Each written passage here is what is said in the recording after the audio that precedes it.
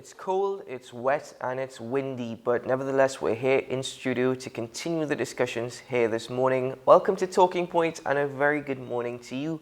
I am Keaton Shaw, and this is the Content Capital WESN. Alongside me this morning, joining in the discussions, is Mr. Sean Michael Small. Good morning, Sean. Good morning, Keaton. Yes, and joining us via Zoom is former Minister of Finance and Attorney at Law, Ms. Karen Younes Teixeira. Good morning, Karen. Good morning to you, Keaton. Good morning, Sean, and to your viewers. Happy to be with you on a wet, windy Wednesday morning. Happy That's to have some you with us. alliteration for you there, right? Definitely. Happy to have you with us, Karen. So we have quite a bit to discuss today, focusing on what the Prime Minister would have stated in his speech yesterday in Qatar. And then we would also examine the savings clause. Karen, with her knowledge and expertise, will elaborate further and give us more detail and information.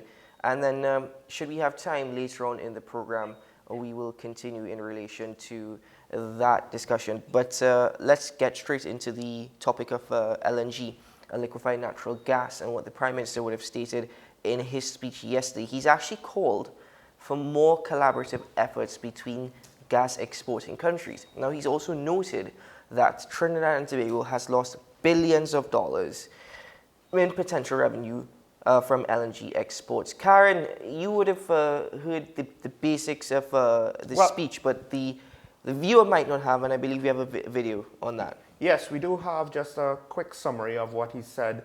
He made some interesting claims, some of which you just mentioned, that could be indicators of where the government, where their intentions for our economy are. So let's hear the clip. Trinidad and Tobago can identify with the themes for this year's summit: championing natural gas for post-COVID-19 recovery and sustainable development. Pre-COVID-19, the domestic energy sector, based on the government strategies, was enjoying a major upturn. The pandemic curtailed this momentum by delaying the implementation of new upstream projects. The issues brought on by the pandemic have been managed by the government in collaboration with the upstream, and the recovery is on track. As a consequence, several upstream projects, primarily gas projects, have come on stream in 2021, and the number of gas projects are in the pipeline for 2022. In the medium to long term, several gas projects are in the appraisal and sanctioning phases. These include deepwater projects with estimated gas reserves of 6.6 trillion cubic feet, and the Manatee cross-border field, which adjoins the Venezuelan Loran field. The reality is that oil and gas will continue to play a significant role in meeting global primary energy requirements for the foreseeable future. Is to evaluate the gas value chain and to provide proposals for changes in policies, structure, regulation, and governance of the gas value chain to sustain and maximize the value of to the country from its gas resources. The government has been having dialogue with companies to ensure a more equitable sharing of LNG resources and its revenues. We now have an opportunity to correct this inequality consequent on the pending expiration of LNG licenses and plans to restructure the LNG business in Trinidad and Tobago. Today's deliberations provide us with an opportunity to set the stage for the action that can propel natural gas as a sustainable, reliable, and economically viable global energy source. I look forward to the discussion and affirm that Trinidad and Tobago's commitment to the active promotion of natural gas as a primary energy source in a low-carbon future is available.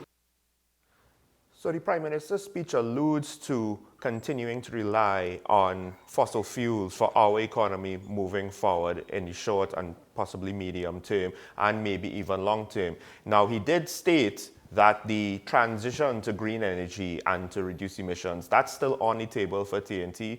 But like at COPA, he reiterated again, it will be based on our circumstances, when and how we transition, Well, which kind of hedges his bets. Well, the Prime Minister was right in stating that for the foreseeable future, it seems as though oil and gas is what's going to prop our economy, but more so in terms of energy throughout the world.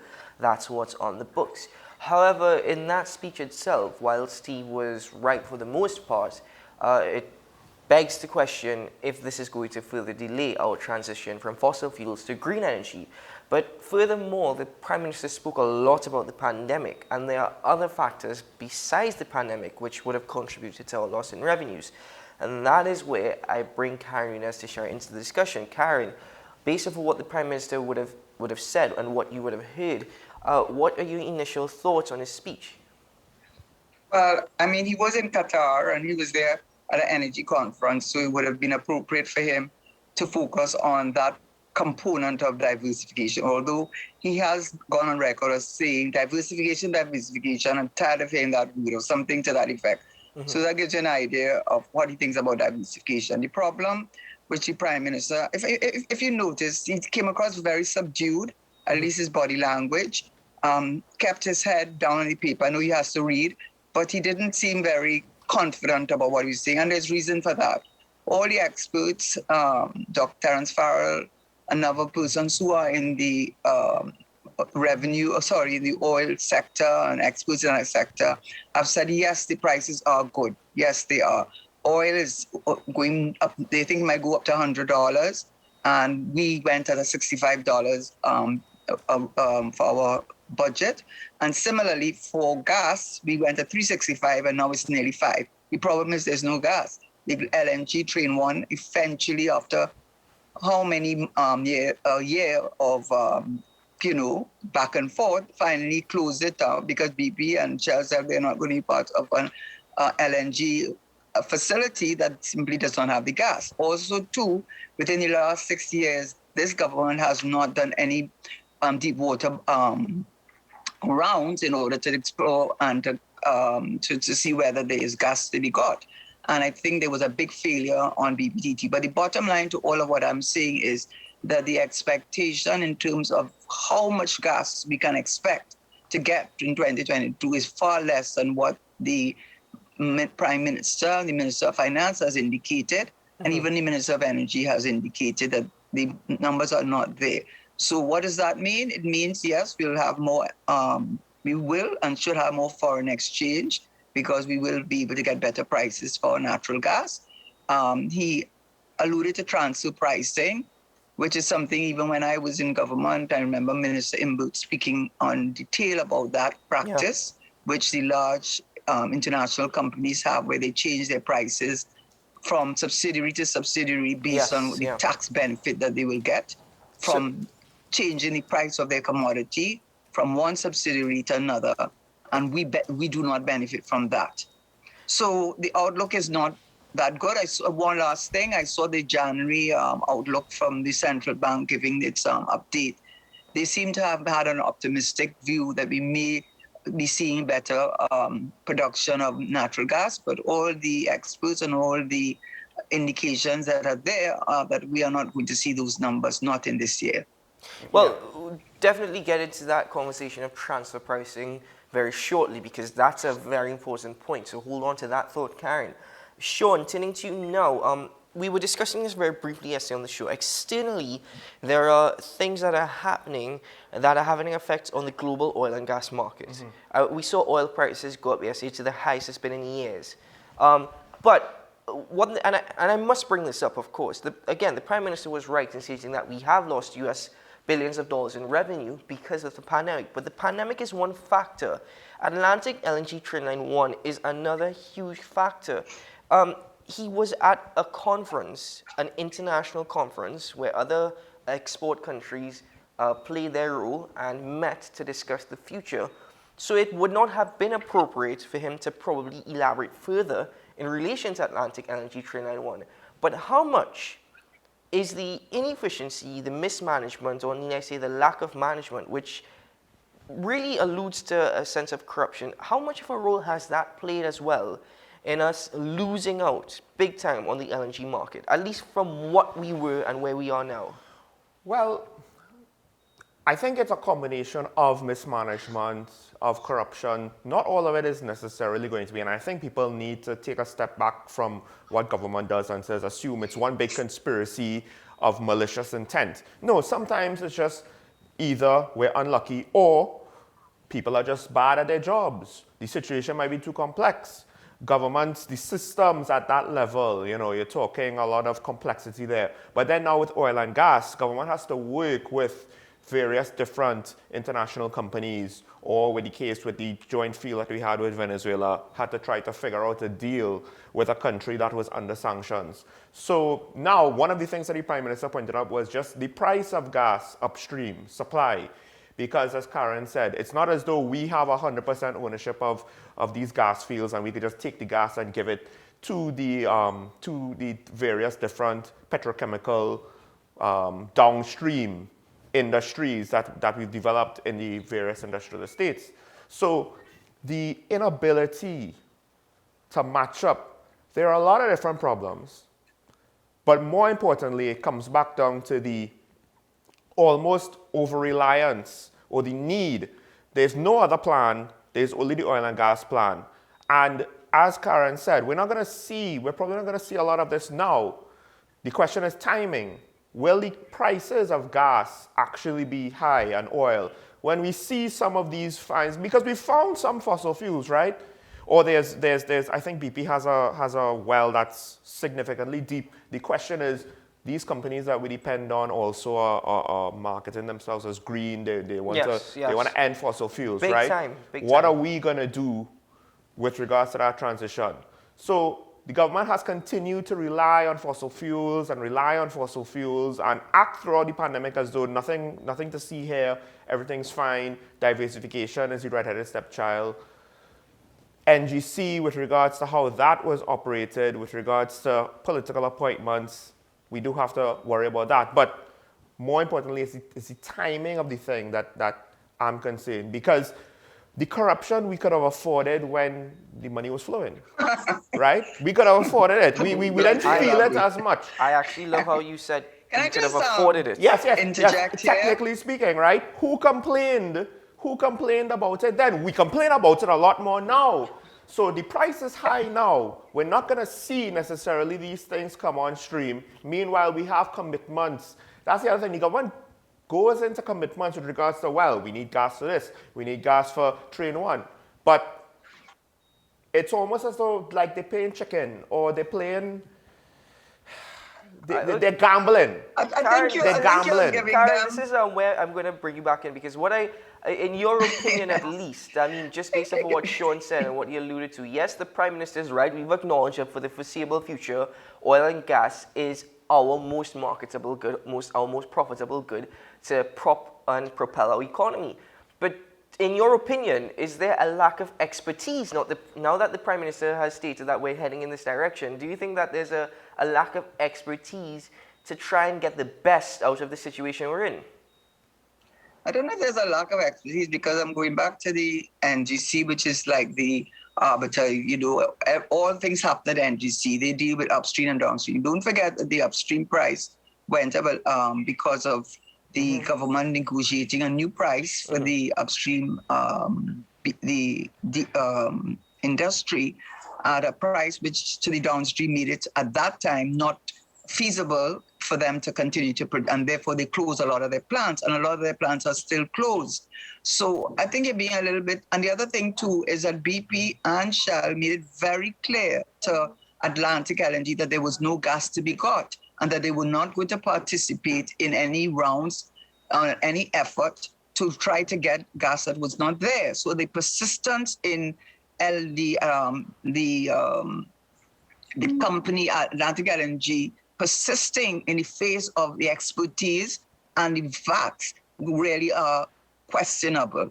And when we talk about the corruption, a lot of times, as I have read, oftentimes we are not aware of the corruption until it is brought to the first surface by either in the newspapers, the media, or something. So there are a lot of things going on that we don't know.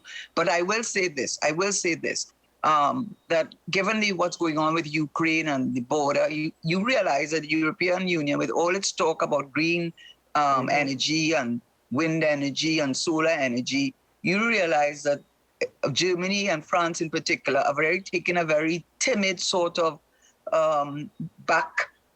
taking a sort of position that is not exactly being very aggressive. That's because they need that natural gas and they need Russia to keep that gas being piped through the pipeline. So whilst we talk about natural gas becoming decarbonized and green energy and all that, yes, that is the way forward.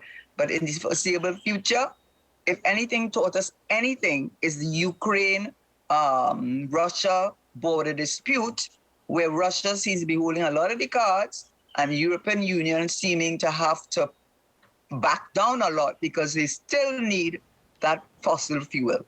Yeah. I want to get into this topic of transfer pricing, of which the Prime Minister stated yesterday. Now, just to explain to you very briefly, transfer pricing is basically what one division within a company will charge another division. It's an accounting term. So basically, it's the price of goods and services charged by any sort of subsidiary, entity, or affiliate within one larger organization to another within that same organization. And the Prime Minister alluded to that. But from what I understand, because I'm not too much of an expert in this, Karen, but from what I understand, transfer pricing does not really benefit us that much. In fact, one economics professor from the University of the West Indies in the 1980s, Trevor Farrell, he stated that it's evil. There are evils associated with transfer pricing and the oil and gas market, which has no benefits to Trinidad and Tobago. Why is it that we're still looking at this? Are we losing out money because of transfer pricing within our oil and gas sector in Trinidad and Tobago?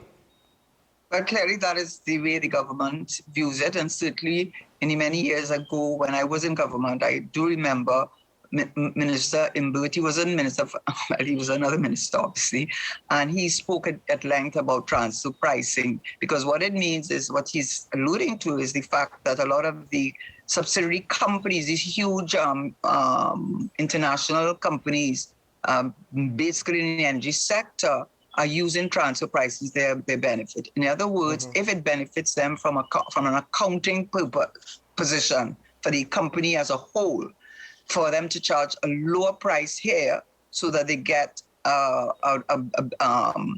pay less tax, and then charge a higher price in another jurisdiction and at another subsidiary because the tax is lower, then they become the winners. So I think what he was alluding to and what the Prime Minister was mentioning almost as an aside is that is something that we have to deal with. But if you will notice something, we are hearing the same thing over and over and over and over again. And I will even say, during my time when I was in government. So I'm not going to hold my breath. What I do know is that this idea of the end of fossil fuel it's not tomorrow. Yes, we've got to get the green energy. Yes, we've got to decarbonize. We've got to reduce the carbon footprint. Yes, all of that is absolutely true. But in the foreseeable future, if anything we have learned, and the OPEC countries said they are not putting out more oil, making more available. And if they're not making more available, and Ukraine and Russia is holding the keys with natural gas, then we understand that the days of natural gas are far from over. So Trinidad and Tobago will benefit. The only problem is, as I indicated, and Trevor Farrell was one of the persons, I can't remember, I think Curtis Williams, a number of persons spoke about the fact that the gas simply is not there, and certainly will not be there for 2022. So that if we are looking for the budget to be fiscal deficit to close, it's not going to close. It might be less, but oh my God, after COVID, and it should get better. It's going to close a bit, but we are dealing with things like inflation, where you have 7.6% food inflation, and everybody's got to eat, and yet you're buying 86% of your food. You are still importing using a foreign exchange. Now, what does this tell me? Let me just say this. What does this tell me is that the in the small sector, business sector, I am assuming it's the merchants, the ones that buy and sell and don't produce, I might be wrong, are asking for a reduction in import. I mean, how much money do you need to have? How much money do you have? What is your commitment to Trinidad and Tobago? What is your commitment? And the idea about nationalizing a lot of our state-owned enterprises, who's going to benefit? Who is going to benefit? Because they have shown over and over again that when you do things like with a procurement legislation that almost obfuscates what is really going on, who is really bidding, how much they're paying, and so on. We are really, as the Corruption Perception Index said, and as our Prime Minister himself said, we are truly a corrupt country. So Sean, you don't have to take responsibility for that, Sean. He said it, the Prime Minister. As we're concluding this conversation, everything that Karen says there, in my mind, it basically states, because they've acknowledged that the gas is not there. It basically states that once there's a buyer, we're going to sell. The gas is not there now, but there have been fines. Can we even access some of those fines is something that we not don't... for a couple years. We don't not know. For a couple years. No. There's the big one by BP, which is so deep, it's not even necessarily a given that we're gonna produce anything from it within any sort of foreseeable future. I think the main thing is the opportunity, yes, exists. The problem is the opportunity also comes with a cost, because right now Germany is getting a lot of their natural gas, from what I understand, from the US. All of these things are going to put the world economy further out of balance. So yes, we were good back in the past, but now things are different with the rise in food prices, as Karen said. It's not going to settle right back to where it was in 2010. Right? What we're going to see now is a new reality, but more importantly, the opportunity is here now, but we're not ready for the opportunity now. We might be ready when the opportunity is already passed. So it's interesting. Absolutely. I wonder, what is the government's motivation? Is it that they had no hope in diversification and they really think, for whatever reason, we could only depend on oil and gas? Or is it that they're just being stubborn and it's like, no, this is our plan, it's a good plan, and because we had these plans, we're going to push them through anyway. Both of those things could happen in leadership, but ultimately we don't know. Well, it How seems about as though- lazy? It- How about being lazy about it? It seems Because as if though- you're really going to diversify, I mean, if you read some of the articles, kicking the can down the road. I was in government. It takes effort to make changes, but they have to have the commitment. You have the commitment of the leadership. You've got to get the financing, and you have got. Yes, we can. Other countries have done it. Look at what Dubai has done. True, they have a benevolent dictatorship. Yes, and we could use Singapore as another example. But there are many other countries that are much worse off than we are that have been able to make the next. Look at Mauritius. Yeah. They are always held up as an example of a country that was dependent on sugar.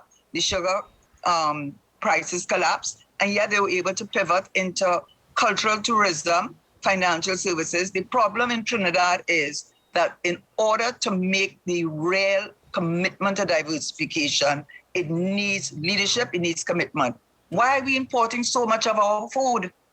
Two quick points. We've never needed to figure it out before. And just look at it this way. Energy is private-public partnerships. If we can't get those things working well. Give me an example of a public-private partnership in Trinidad and Tobago that has actually succeeded, and sustainably as well. Adding to that, I like how Karen used the example of Singapore. Singapore is a country with not many known natural resources, so much so that they actually import water, and yet look at their economy. Look at their economy. So why is it that Trinidad and Tobago can't do it? Well, there's so many factors as pointed out. Laziness, a lack of not having to think about it to do it before, and I go and always say it, I'm not afraid to say it, it's been a lot of incompetence over the years. That laziness and the not needing to do it before, the lack of confidence, all summarized as incompetence.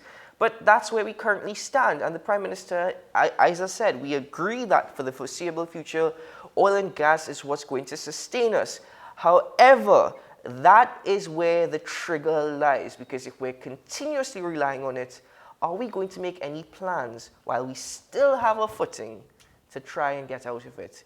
Who knows? We'll see. There have been talks of it, but nothing concrete has been stated as yet. Let's take a break here on Talking Points, and when we return, we'll get into another discussion this morning.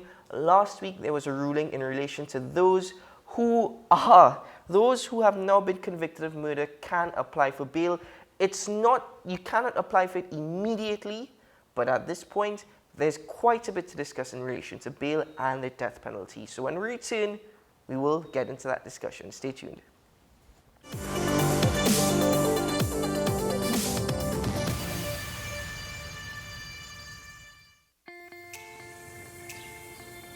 Alexa, can you play my song, please?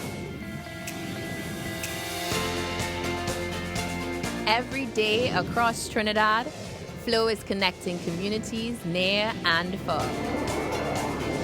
Our dedicated teams are always working to keep you connected to the world beyond your doorstep. Improving internet accessibility across Trinidad, one home at a time. At Flow, we work hard for you, so you work hard for your family on the largest high-speed network. Connecting you to more every day with Flow. Burning questions, urgent topics. Welcome back to One on One, the show where we tackle the most current and pertinent subjects that are affecting all citizens, where we ask the hard questions and have in-depth conversations. What separates One on One from other talk shows is that the conversation stems from a younger perspective on topics that affect the fabric of our society. One on One, Wednesdays at 10 a.m. on WESN Content Capital. Let your voice be heard. Call Madam Fix-It on WESN, the only place that effectively helps you with your woes. Having problems getting onto government agencies, water woes, NIS and pension problems, potholes, and much, much more. Call me, Madam Fix-It, every Monday, Wednesday, and Friday, right here on WESN. Let me fix it for you. Is it politics? What is it? Is it that nobody cares about sports? The kind of support that sport used to get in the past is no longer here. The thing is, taking a knee doesn't mean that that's the only thing you're doing now, Andrew. Right. Taking a knee along with other stuff. Samantha, what are you looking forward to when you return home to Trinidad and Tobago after winning the title? Thank you very much for speaking it into existence. Is it no pressure on Nicholas Paul? It makes me more motivated to work hard and to go out there and rep the red, white, and black. Why are we sending a team to the Winter Olympics? There are a number of Trinbagonians who are in the diaspora and have grown up in winter sport. It's an opportunity that the Trinidad and Tobago Olympic Committee will not close the door on. I also believe in the players that we have. Once you can motivate the players, you can get the best out of them. It may seem like the hardest thing to do right now, but we all need each other to wear a mask, wash our hands, watch our physical distance, and stay at home. We need you safe. Together we can make the difference. Together we can curb the spread of COVID-19. So let's be responsible in our actions. The Trinidad and Tobago Red Cross Society. Mission-based, people-focused, community-driven.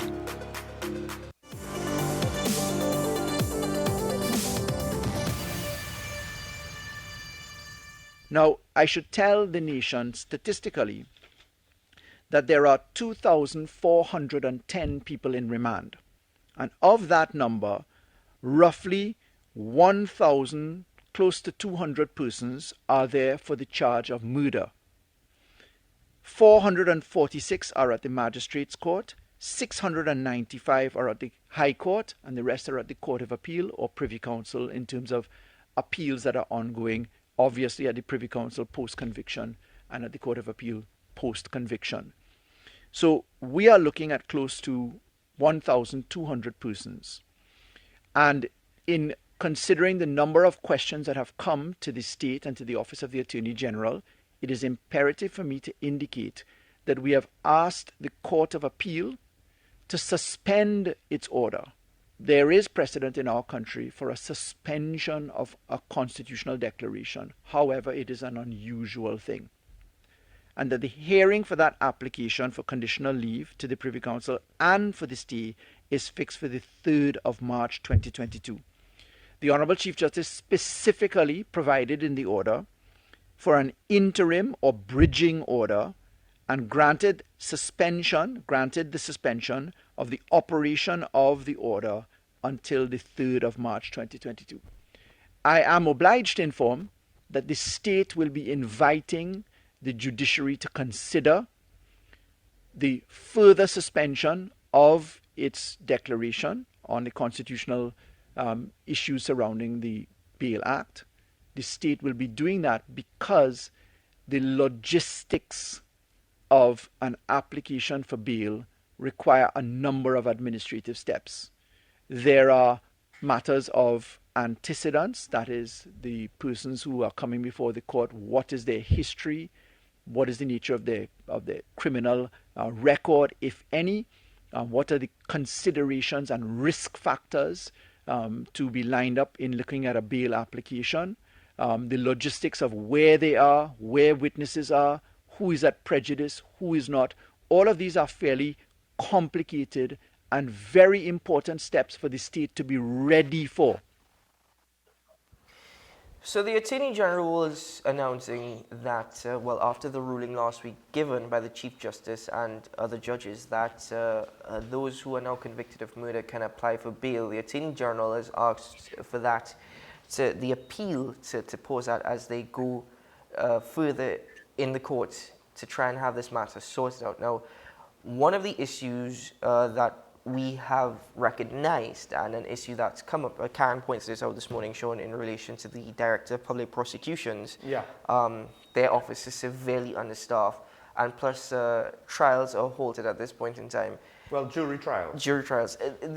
It's going to have a chain effect. So we said that this is a good thing initially because there's so many people in remand, and you don't want to keep an individual on remand, and you want that trial to take place. But at this particular point, it seems as though there are a lot more complications to this issue that we first really understood. Yeah, because ultimately it brings into question the savings clause, which is something that we have heard with the debate on the public health regulations and when the borders were closed. So we heard that then. We also hear it for the death penalty, the mandatory death penalty with regards to murder accused. But the Bail Act, I think one of the things that brings it into question now is that we have constantly complained about people stuck in remand for how many years the courts don't move. The fact that there is zero opportunity for bail under what or how it was operating.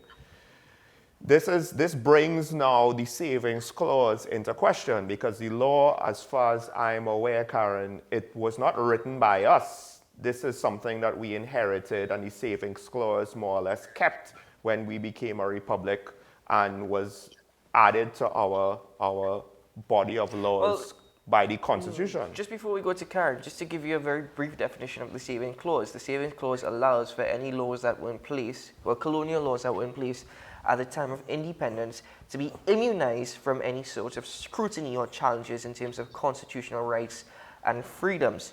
Karen, this is the latest in relation to this discussion of the savings clause. It seems as though there's so many challenges and issues associated with the savings clause, and from my understanding, Parliament could actually repeal this. Should we be looking at that? Well, let me just go to the Bail Act.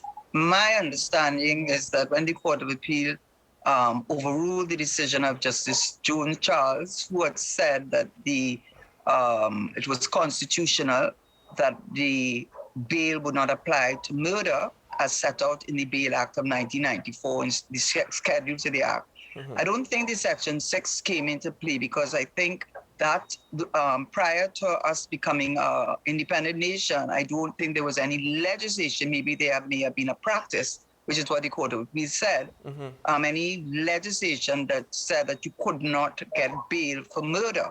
I think it's the Bail Act that did that. Mm-hmm. Now, what the court is saying, which I think is really a good point, and I'm talking just as a lawyer, you are really a separation of powers because the legislature passes a law that in fact prevents the exercise of judicial discretion in matters concerning sentencing for murder, because what it is saying is that once the person is not convicted, but is accused, and the gentleman who brought that case, Achille Charles, I believe his name, he had been in remand for 10 years. And I think about 2 months ago, he was freed. So imagine 10 years of your life, and also our system of law, unlike the French, you are, unlike most countries anyhow, is that you are innocent until proven guilty. And then we also have the human rights conventions to back all of that up. So what the court is saying is that the legislature, and by extension the executive, are usurping the function of the judiciary, which at the end of the day is the one that determines the whether or not to grant bail in any circumstance. They have also said that it is not a case where everyone who applies for bail is going to get it. They're going to look at each of the circumstances, because remember, these people are accused, they're not convicted. But I do think it's a very valid point, unfortunately, however it came about, that it is if already our criminal justice system is tottering, this new decision from the Court of Appeal is going to put it at pains, particularly after the Chief Justice, who doesn't seem to have the best of relations with the DPP, and that's based on a letter that came out in the papers, not any personal knowledge that I have.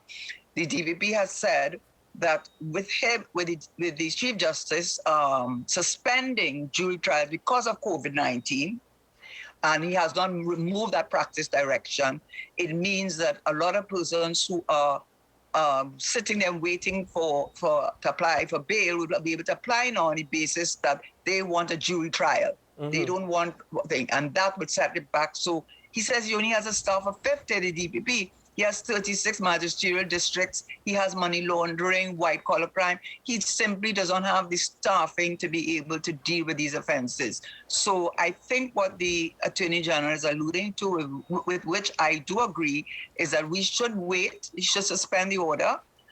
We should wait until the matter goes to the Privy Council and we get a final decision. And when that final decision is given by the Privy Council, then we take it from there. But at this point in time, it's still a matter that can go to an appeal, and I think they should appeal the decision and see what the Privy Council says first. Sean, I'm picking up two major points of what Karen stated. The first one is in relation to the Privy Council versus the CCJ, but I suppose we could put that debate at the side right now. We're in 2022. We've seen what crime is like and how crime has evolved in Trinidad. It's become such a dominant factor.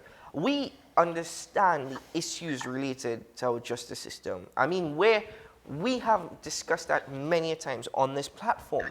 In 2022, how is it that we have an understaffed, severely understaffed, that is what the DPP himself stated, how is it that we have the office of the DPP is severely understaffed in 2022 when all these legal matters are going before the court and we're getting judgment? How? Well, are we getting judgment? Because again, how many of those accused are in remand? And of course, we won't know until they actually get their matters heard when they will transition out of being in remand and either be exonerated or convicted and move on. Let me just clarify what I meant by we're getting these judgments. I don't mean in relation to those in remand. I meant in relation to the Bail Act.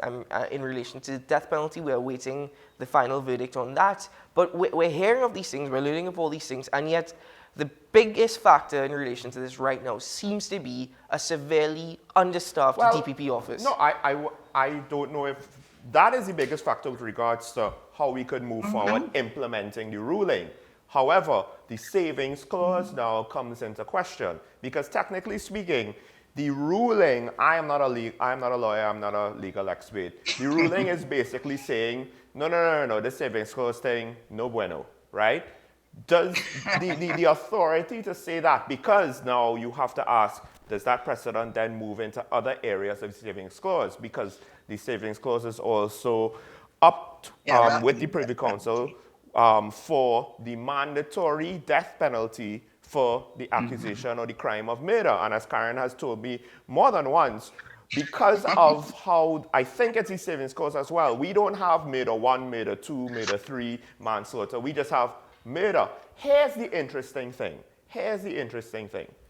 We have a mandatory death sentence for the accusation or the crime of murder. Yeah. Meanwhile, our situation moves so inefficiently that we can't actually carry out the death sentence because it takes longer than 5 years, and there's a Privy Council ruling that says that that is cruel and unusual punishment to keep them on death row for more than 5 years, I believe. So we have this weird juxtaposition where our own systems are not even able to be implemented because we're inefficient there. Is it because the DPP's officers and the staff? Well, you could argue when you let crime go out of control, it's very easy to be understaffed. But if it is kept under control, the level of staff you need for the criminal justice system is not going to be some gigantic number that's going to oppress crime. It's going to just, manage the situation properly. But before we even hear the Bail Act, the Achille Charles case in the Privy Council, the Chandler case for Joy Chandler for murder. for mandatory death penalty, that will be heard. The interesting thing that I think we need to understand is the ruling is not going to automatically apply to Achille Charles. But if the ruling basically interferes with the savings clause and says, well, no, we have to change how the savings clause is applied, then that could apply to other instances. If it upholds the savings clause, well, then that could affect the Achille Charles ruling, I guess. But here's my issue with the savings clause, and Karen is a legal expert here who could advise on this. My thing is this: it seems as though this savings clause, which was part of our constitution when we were a colony, when we gained independence, again, it immunizes any sort of colonial ruling before independence to be immunized from any sort of scrutiny. Karen, it seems as though that this is kind of holding us back from us formulating constitution and laws that are more so representative of Trinidad and Tobago in the 21st century. Well, no, let me just say, first of all, it's not a murder accuser, it's a murder convicted. So if you're a murder accused, you're in remand. Right. If you're a murder convicted, you're being convicted and convicted of murder. And that's under the Offences of Persons Act, which says the penalty for murder shall be the death penalty. So that's where the savings clause comes in. Now you say, so the point about it is that right now you've had the Chandler case heard in November. We're awaiting the decision of the court, but it really does revolve around how we construe the savings clause, because the savings clause, we can repeal a law act.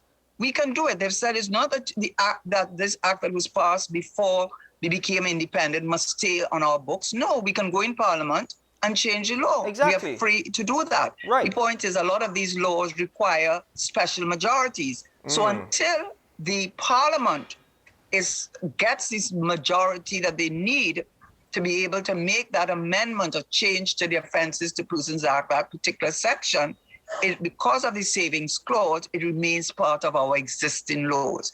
Now, the issue that you're asking about, and you explained it very well, Keaton, what a savings clause is really. The issue really is now that Rudall said that it was unconstitutional that to have someone on who has been convicted of murder to automatically apply the death penalty, because there are different categories. Even within murder, there are different circumstances. And therefore, that should be considered. They also said it's inconsistent with our whole commitment to international human rights.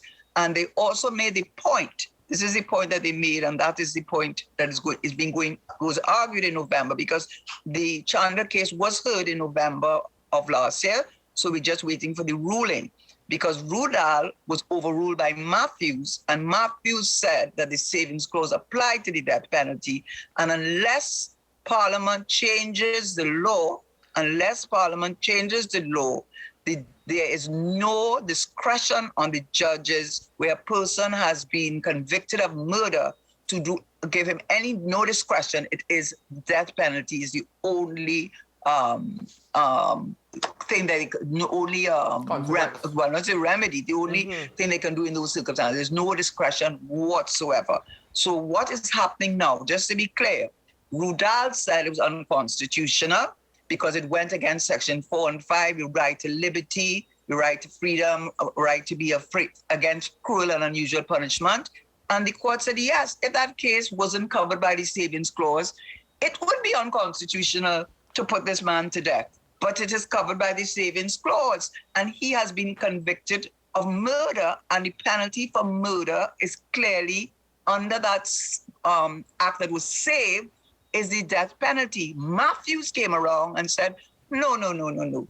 We have to look at the 1976 Constitution. And they used a less harsh language. They said it talked about modifying a law that existed before. So what they argued in Matthews is that we should, as they argued in Rudall, that even though that law existed before and was captured by Section 6, that's Savings Clause, Section 5 of our Constitution allowed for modification. That's what Rudall said it could do. Matthews said it could not do that. And now we have Chandler has gone before the Privy Council. At the end of the day, the decision is going to determine how is Section 6, that Savings Clause, is to be interpreted. Does it mean that you have to follow it to the letter of the law, and unless you pass a new law in Parliament, you cannot make any modification? Or does it mean, as Rudall argued, that the language of Section 5 allowed for the Savings Clause provision to be modified somewhat? And the modification would allow judges to give, instead of a death penalty, to have some sort of leeway. And let me just say one more point, because it is relevant to whoever's listening and understands the law on this.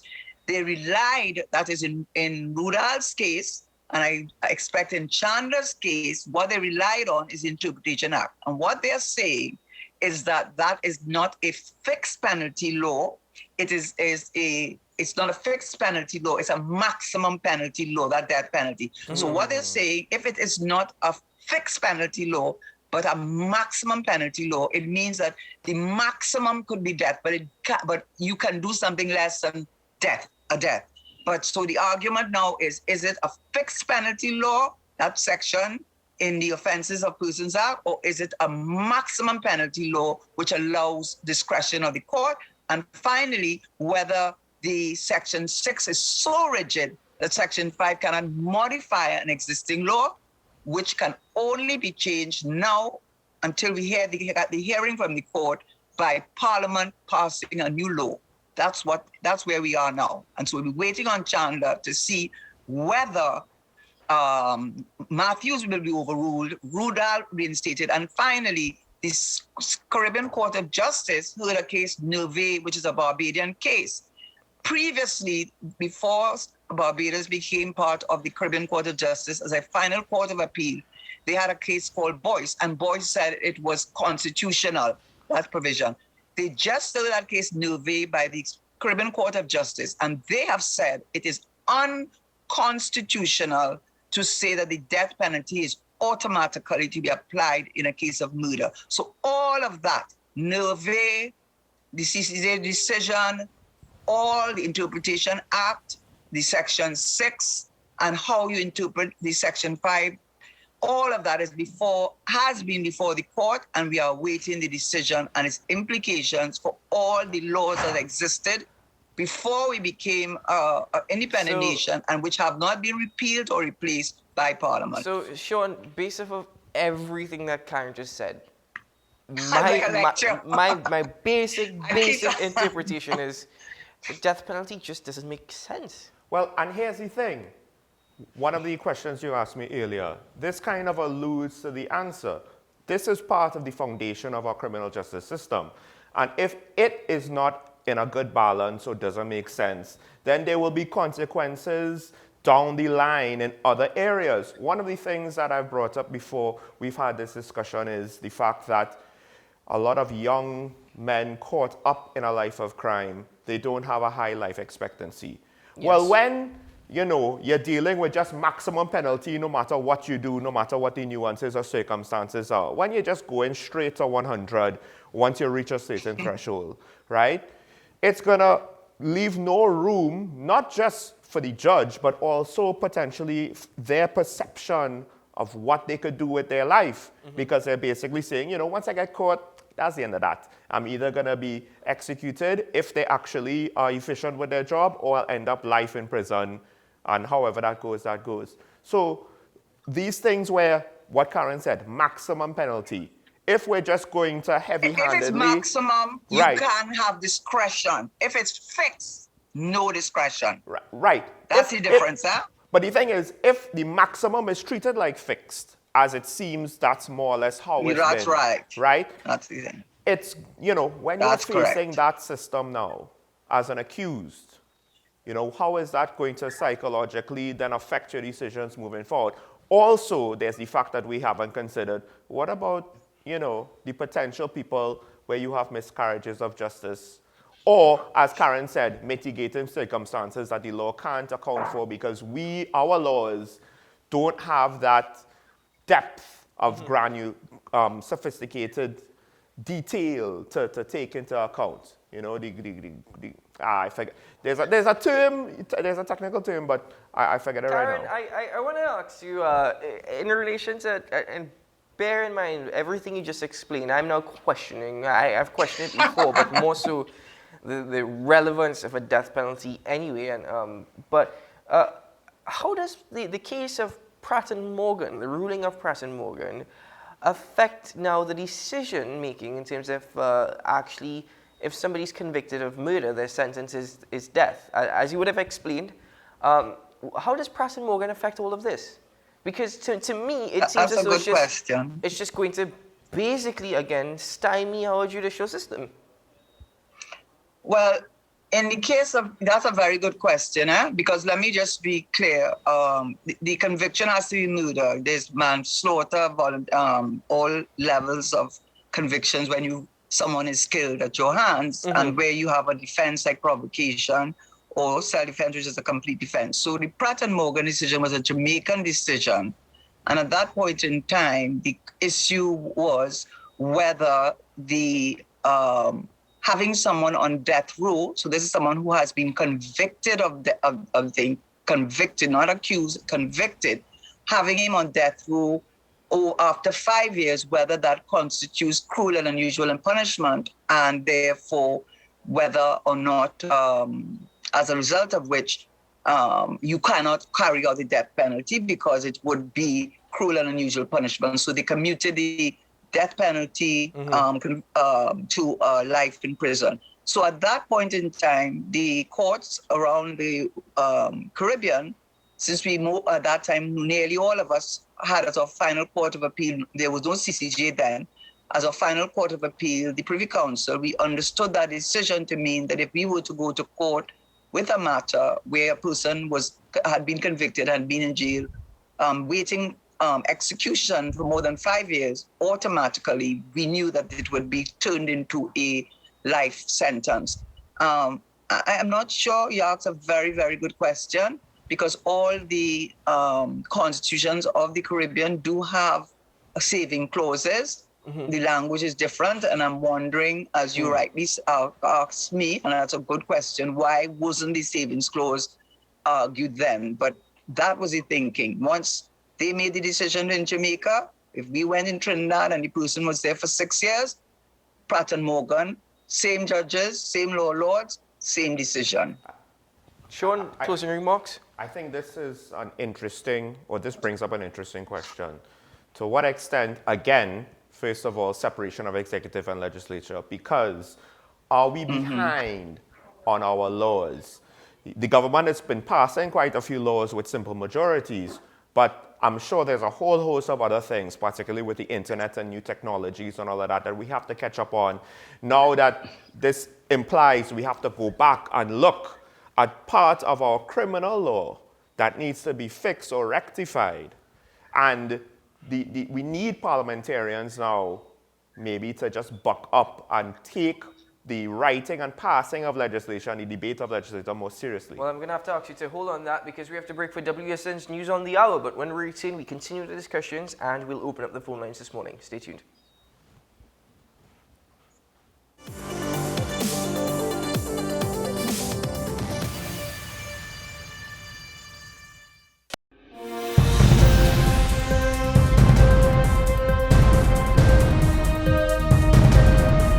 7 is out, all day is in. WESN News on the hour.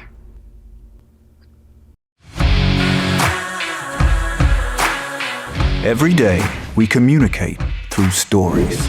Stories of ourselves, our challenges, our goals, our experiences, and our aspirations.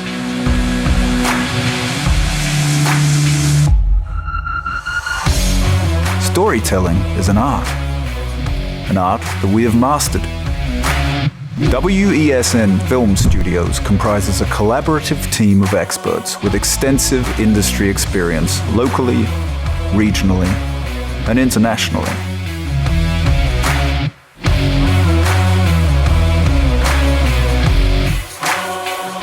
The ability of your business to successfully communicate with your preferred audience depends on the strength of the stories you tell. Your vision should be communicated in a high-quality, professional, and creative way.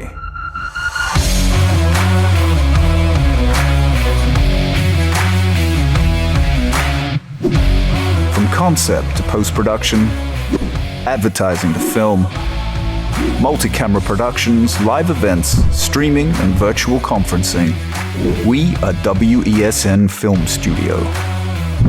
Let your own unique voice be heard and your vision realized.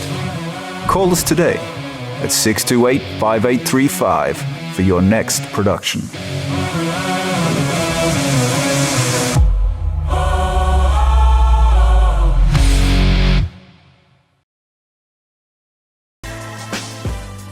Let your voice be heard. Call Madam Fix-It on WESN, the only place that effectively helps you with your woes. Having problems getting onto government agencies, water woes, NIS and pension problems, potholes, and much, much more. Call me, Madam Fix-It, every Monday, Wednesday, and Friday, right here on WESN. Let me fix it for you. Burning questions, urgent topics. Welcome back to One on One, the show where we tackle the most current and pertinent subjects that are affecting all citizens, where we ask the hard questions and have in-depth conversations. What separates One on One from other talk shows is that the conversation stems from a younger perspective on topics that affect the fabric of our society. One on One, Wednesdays at 10 a.m. on WESN Content Capital. Join me, Sule A. Joseph, as I delve into the day-to-day psychological issues plaguing our society. We will discuss behaviors that encompass the biological influences, social pressures, and environmental factors that affect how you think, act, and feel. Sight, Thursdays at 11:30 a.m. only on WESN Content Capital. In this season, we talk more about health, wellness, and everything in between. I am so excited to share with you everything about health and wellness so that you can design the life that you've always dreamed of. Join me here on What's Up Doc. What's Up Doc, Tuesdays and Thursdays here on WESN Content Capital. It may seem like the hardest thing to do right now, but we all need each other to wear a mask, wash our hands, watch our physical distance, and stay at home. We need you safe.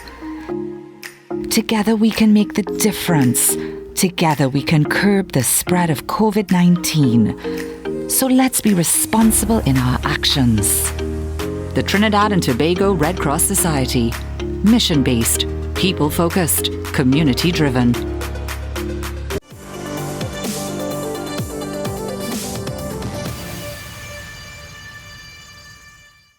Welcome back to Talking Points here on WESN Content Capital. I'm Keaton Shaw alongside Mr. Sean Michael Small and Karen Eunice Teixeira, the former Minister of Finance and attorney at law, is with us via Zoom. Let's open up the phone lines now. The numbers will be posted to your screen. But let me just call them out for you, 623-9376, 622-9338. Call in and join us on the program. Good morning, caller from Pitty Valley. Good morning, Sean, Keaton, and Ms. Teixeira. Good morning. My view on the judgment on the accused of murder to be given bail. Mm-hmm.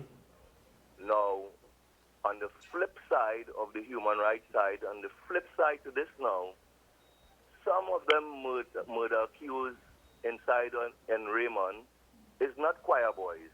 Mm-hmm. Let's be real.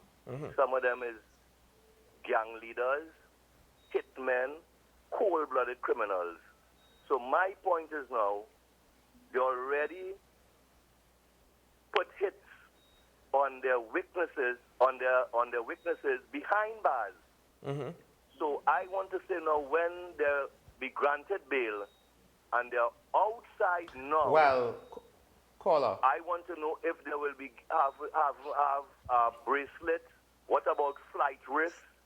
What about the floodgates of those people coming out who is not choir boys? What is the situation in the society now? All right, Well, caller, what you've stated there, first of all, they have to be allegations. We have no evidence or proof of that, because if that was the case, they would be behind bars. It would mean some sort of conviction. More importantly, this is not automatic. They don't automatically get bail. They have the right to apply for bail, and the judge could still say no. But furthermore, the issue you raised in relation to tracking bracelets is good. I know that the government were looking at that initiative many years back, and I believe that they have already tested and trialed it, and some are in use. I don't know if they have the capacity to do that for everyone, but adding to that, I said before on the program that it is illegal to be a gang member or affiliated with a gang in any form or fashion. If that is the case, they should not even be applicable for bail, because that's a criminal offense, and if you can't prove that in a court of law, it means that they move from remand to prison. So what you're stating, I understand, but there's a lot associated with it that we have to examine as well. I don't think the caller is still with us, but I hope that you heard the answers that we would have stated. Karen, this entire thing is that people have this perception, and this is probably where we get frustrated, that once a police arrests somebody, and just even dependent on how a person looks, right? People now have this in their mind that they are guilty. And that's an issue that we're also going to have in terms of probably explaining this to the citizens. The caller had that perception I'm not speaking himself. specifically to the caller. Right, okay. I'm speaking generally with what you'd hear many times within the public domain. It seems as though once an individual is arrested by the police, they're automatically guilty. So it's also going to be a notion of having to try and better explain to them so that they understand that we cannot actually say somebody's guilty unless it goes before a court of law. And if they are accused, it does not mean that they are guilty. So it's also a matter of educating the public. And I would just say this, that I am confident that when that position in relation to giving the judges the discretion and to grant bail for murder, I am confident that there will be factors that all the judges will have to be guided by. The nature of the thing, there are a number of factors that will play. Is this a repeat offender? What is their criminal history? A number of factors that will make a determination whether that person should be allowed into society and would present, as opposed to a domestic issue with a husband and wife and who got angry and things got out of hand, as opposed to someone whose life is a life of crime. Certainly. There's so many factors associated with this, and I'm glad that you pointed out, Sean, that though this may be the ruling, it states that someone could apply for bail. It doesn't necessarily mean that they're granted bail. And I think that's something that we have not elaborated too much on. We haven't stressed too much on that. That's the whole reason why the AG is falling into people saying, we can't put it in yet, because they have to actually look at all of the cases, look and see, who is at the most risk of continuing to commit violence against the victim, against the public, who might, under the circumstances, might be reasonable to grant bail, right? Because they will acknowledge the dangers, of course, given some of the people in remand might be the most extreme of our criminal society. So we can't take it for granted that they will all be free. However, to the caller's fears, generally speaking, there are probably going to be some cases where a mistake might be made or something just does not work as intended, and somebody who maybe should not have gotten out on bail gets out on bail. Dare I say there is also the potential for accusations of other activities that could lead to such a thing happening. But ultimately speaking, though, you have to give rights fairly. Karen, so you can't just say no to them all. I'm wondering, does evidence before it goes to trial, would evidence play any sort of role in granting a bail application to somebody who is accused of murder?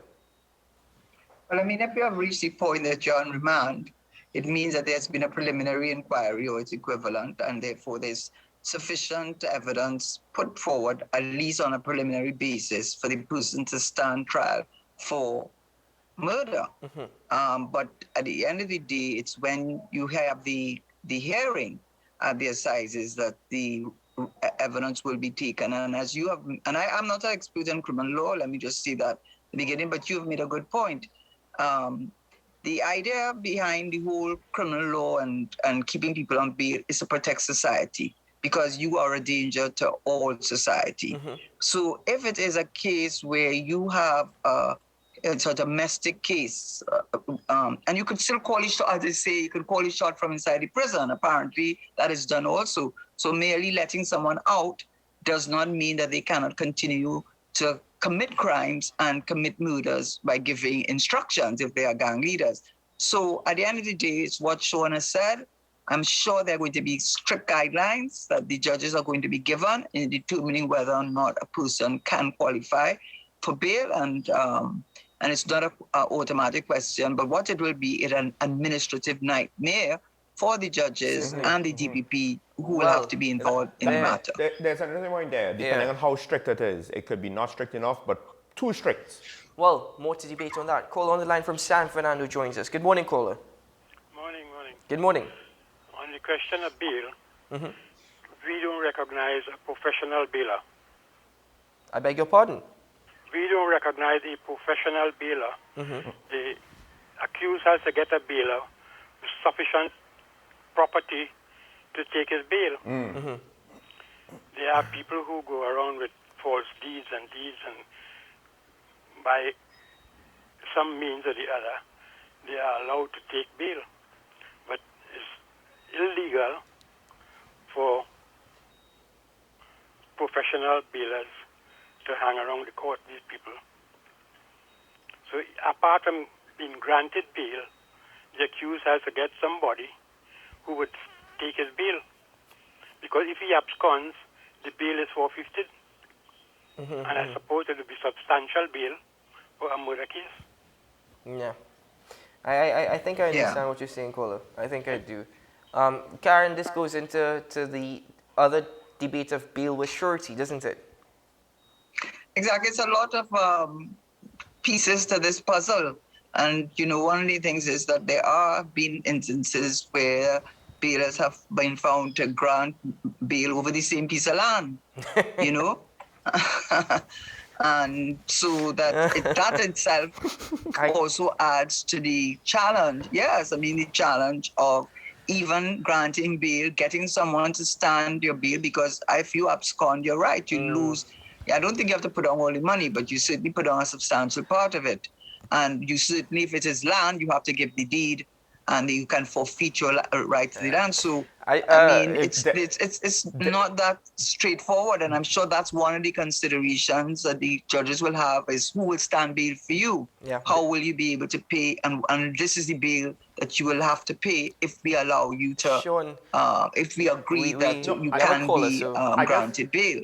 So it's not that straightforward. Hold on again. We are caller, but dare I add, efficiency is a problem. It doesn't have to be used digitally, but digital transformation. Anyway, good morning, caller from Chagonas.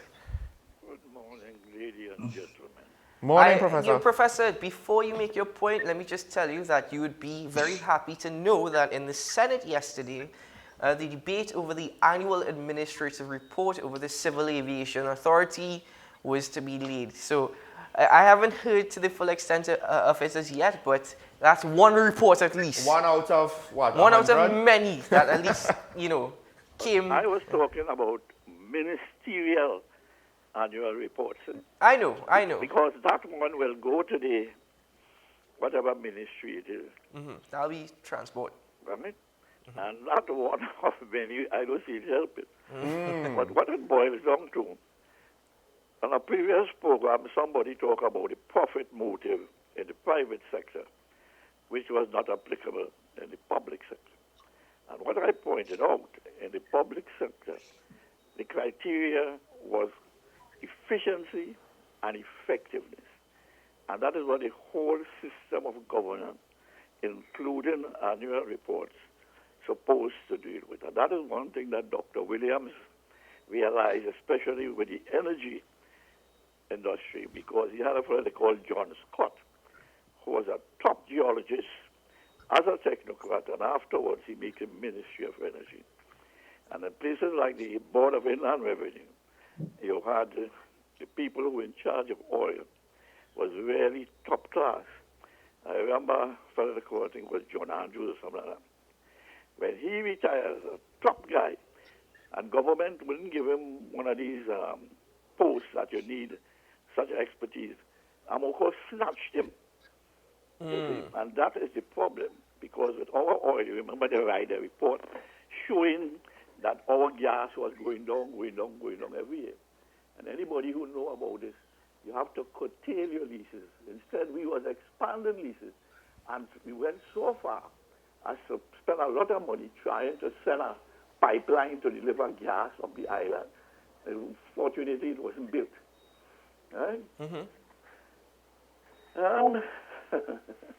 On these questions that I have asked you, or any feedback? What question specifically?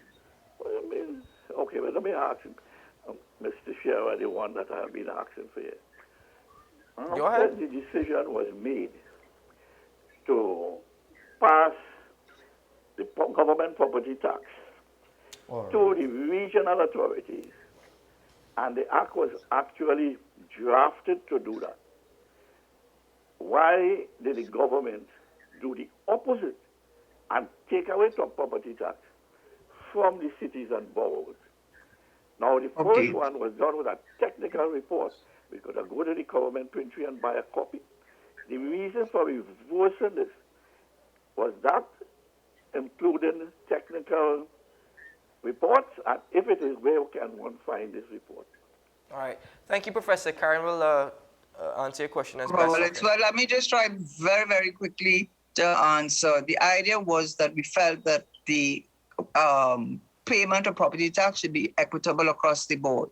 And so therefore, the percentage that people were paying and how they were paying, depending on whether you were part of the municipal corporation or whether you came under the land and building taxes. And a lot of it had to do with valuation division, not valuing property. So when you talk about taking away something from the municipal corporation, in Port of Spain, they went to the highest that they could charge, which was 10%. But guess what the valuation was on? A property valued in 1970 something. Is that fair when San Fernando is paying 3% under their municipal corporation laws, but their properties had been revalued up, I think, as late as 2008. So they were paying far more taxes than, and then just outside of the municipal corporation, somebody with a big mansion, living right across the road from you, paying under the land and building taxes, I think it's $100 per acre, and then paying 7.5% on the value of the building. But guess what? That building was not valued since 1920 something or 1940. So the building that is there is either a completely new building or renovated building. So how could it be fair that some are paying 7.5% on a building that is valued, that was valued in 2008, and the other one valued in 1945.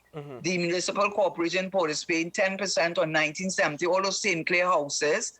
How could that be right? That can't be right. That is not equitable. That is not fair. So in order to bring parity and fairness to the system, we said Once it is a residence, once it is agricultural land, once it is falls in a certain category, this is the percentage that you pay regardless of the location of the property. The key is what is evaluation, and the job really was that the valuation department have not been valuing properties for many, many years. So that was the key, and the idea was to make it equitable across the board. And I think that is why finally, with all the changes of government, including an opposition government, do you realize that law has not been changed?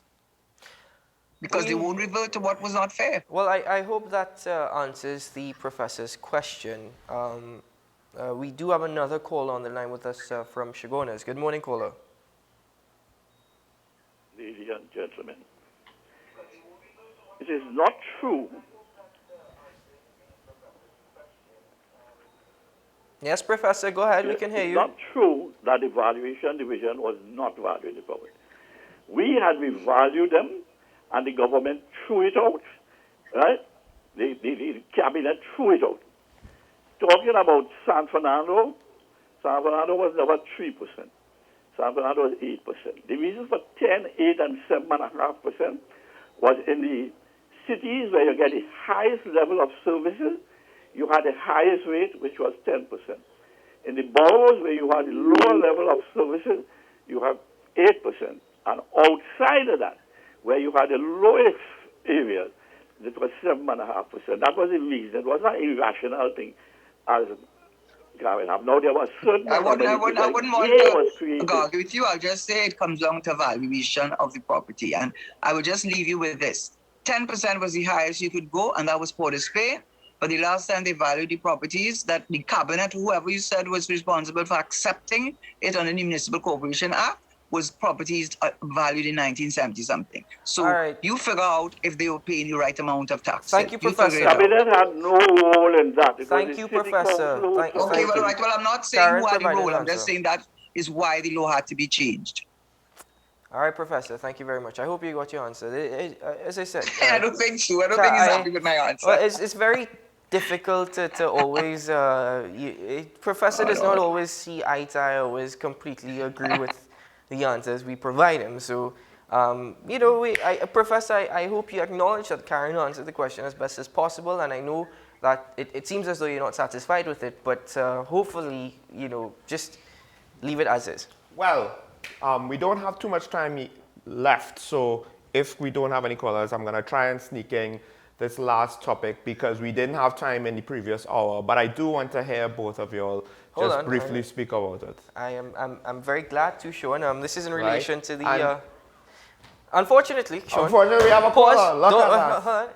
Time out. We will get into that topic tomorrow. We will get into that topic tomorrow. We will, for sure. Good morning, caller from Aruka. That sign is time out, you know. Yes. Good morning, Mr. Small and Sasha. Good morning. And Miss How's Karen. everything? We're doing well. How are you? Well, are you okay? Are you okay? Yes, you're live. We can hear you.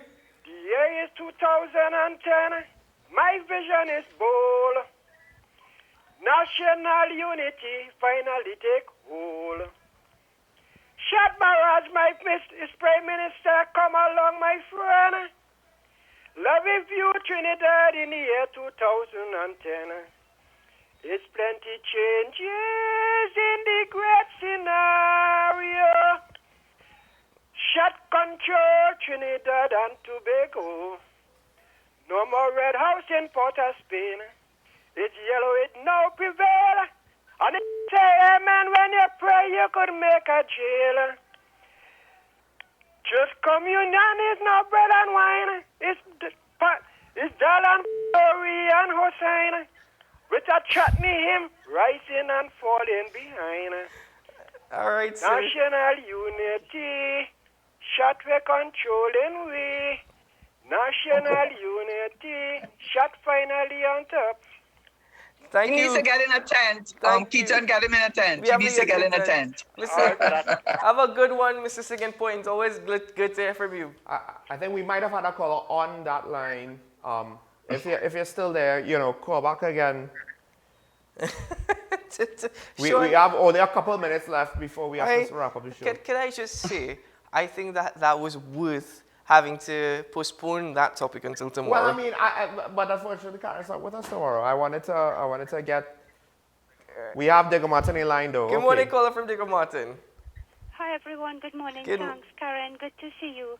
Good Okay, morning, I have to morning. be quick because I just concur with everything that you all have said. Just to add, Ryder Scott reports have been in existence forever. They tell us what we've got, what's probable, what's possible. And as Karen said, since the days of Patrick Manning, we've been getting this. So we've known all of this. As usual, the government waits until the gobar hits the fan. And if there is a plan at all, yes, Keaton, the constant ineptitude of this government, the inability to execute anything is why we cannot progress. So when people say compare us to Singapore, it's not compare, we should be using contrasting us to Singapore and Estonia and other progressive countries. Yes. Thanks. Bye. Thank you very much, caller. Thank you. And she's right. It's the execution. And Mauritius is another example, just before I go. I do believe one of these days on this program we will further explore Singapore and Mauritius as an example, as a caller points out, to contrast where Trinidad and Tobago is and the potential of where we could have been and where we should have been actually at this point. But that's it for calls this morning. Thank you to everyone for their contribution. To Singing Point from Aruka, it's always good hearing from you, always reminding us of the light moments that we really, really need to balance ourselves off in these times.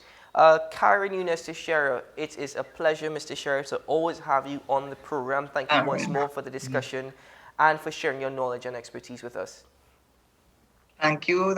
Always happy to be with you and Sean. And you notice, Sean, I didn't say it at the beginning, but I'm going to say it now. I noticed your shirt and tie. Okay? I want just for you. Yes. I noticed. It's the first thing I noticed when he walked in. I was like, I'm just going to stay quiet. But well done, Karen. Sean, great conversation this morning in relation to the topics. There were 3 topics, one which we couldn't get into today. But that just goes to show to the extent that the savings clause, as well as it relates to the discussion of the Bail Act, as well as the death penalty, which is before the Privy Council, it just shows to the extent, or how extensive that conversation is. Yeah, and hopefully we will have more opportunities on the network to discuss this matter, not just us, but also Strictly Legal on Thursdays, is to get into the technicalities of this so that people can understand, issues like this are important because we need to know what we are going to ask from our politicians. And if we just assume, well, they know everything and they know what it is, then how are we going to know which ones are doing the correct thing and doing a good job? It also gives further explanation to the power of those in authority and the power of those within Parliament, but it also goes to show how our past could affect and shape our future, but also how much we can actually change that. But that's where we will conclude this morning's discussion. Once more to Ms. Karen Younes Teixeira, thank you very much. I'm Keaton Shaw, wishing you all the very best in your daily endeavors. Please stay safe and keep well. We are still in a pandemic. Wash your hands, watch your distance, and wear your mask. As I always preach, personal responsibility for the bigger picture of Trinidad and Tobago. Sean? I will leave everyone with a quote from Senate President Christine Kangaloo yesterday after some ruckus in the Senate. And she said, "Honorable Senators, it amazes me that we have to go over certain procedures in this chamber. It amazes me that I'm speaking to adults and by now everyone should be versed with the standing orders. So it amazes me that I am faced with the indiscipline I was faced with." Ladies and gentlemen, that is our Parliament working for us or not. Anyway, I would just like, I'm glad you raised that because tomorrow on Talking Point, we will actually be looking at some of the events that took place yesterday in Senate. And need I say, if you think The Bold and the Beautiful was, that show that we looked at a long time ago to get your daily dose of drama, tune into Senate every Tuesday, ladies and gentlemen. Anyway, that's it for Talking Point. Sean and I will see you again tomorrow morning. Bye-bye.